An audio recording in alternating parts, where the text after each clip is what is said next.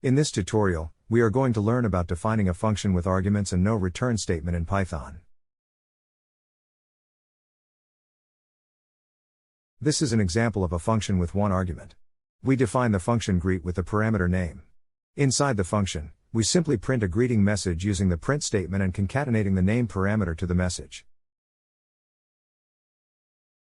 To call the function, we simply write the function name followed by the argument we want to pass inside the parenthesis.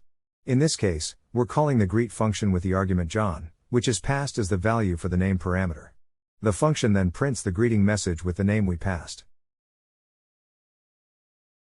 Let's look at another example.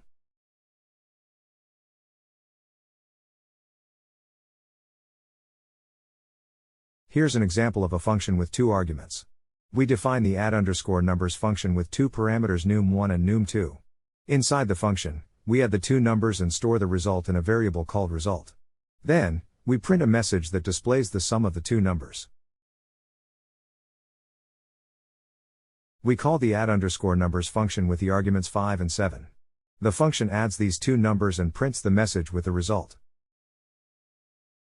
Functions with arguments are useful because they allow us to reuse code with different values.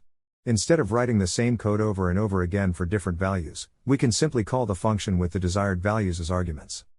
That's it for this tutorial on defining a function with arguments and no return statement in Python. Have fun coding!